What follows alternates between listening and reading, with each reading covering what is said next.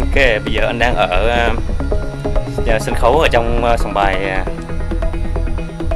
Ameristar Casino.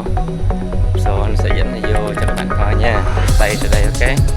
Go, this is the stage here. See that? Đây là cái sân khấu ở đây. Ở đây là cái setup đó, khán giả sẽ ngồi trên này, thấy không? Thì lên lần đầu tiên ban nhạc anh ở sòng bài này cũng hơi bỡ ngỡ chút. Sau đêm này thì chắc chắn sẽ quen hơn rồi.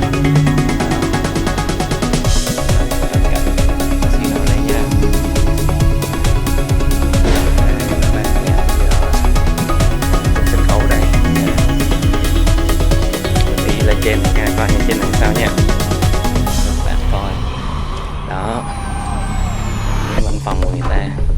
Rồi dưới đây là cho các bạn coi dưới đây nè, là dưới sân khấu đó thì họ có mấy cái đồ người ta để dưới đây nè, mình có thể coi cái đồ dưới đây,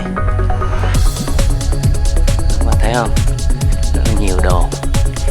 Sân khấu ở Mỹ là như vậy, thì anh nghĩ là Việt Nam cũng vậy thôi.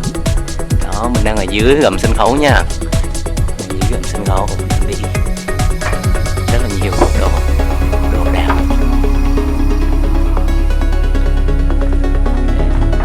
Rồi mình lên trên sân khấu nè, trên sân khấu nha.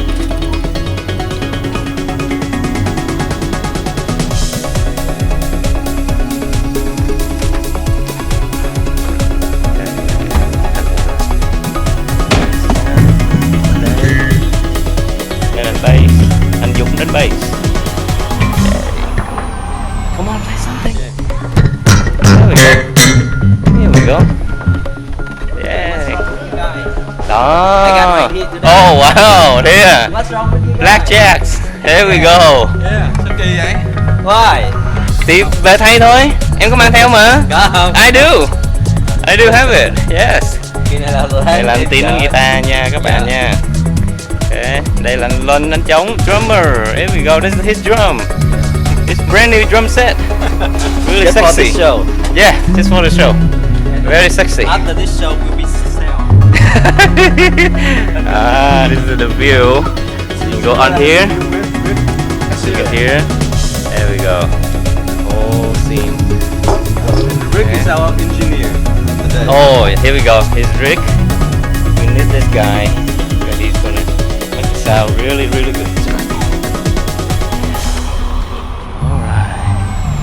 Okay. Đây, this is keyboard. This is my setup right here. Okay.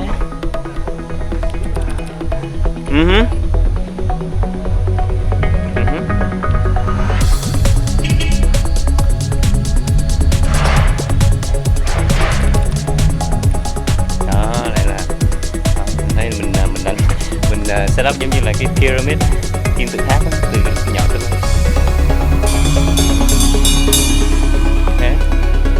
Các bạn coi nha, rồi lát nữa ban nhạc tập rồi sẽ cho mọi người nghe nha. Okay. Oh yeah. Ok, bây giờ sound check nè, sound check nha. Sound check nha. Check đánh trống.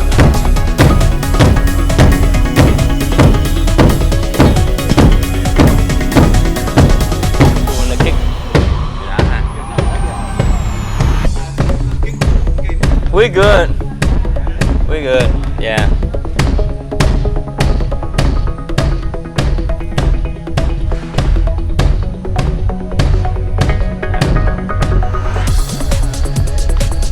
Anh này là anh Dũng bass. Này là anh Tín guitar. Còn đây là ai? Ai đây? Ai biết ai đây không? Đây là Hồng Mỹ An. Yes.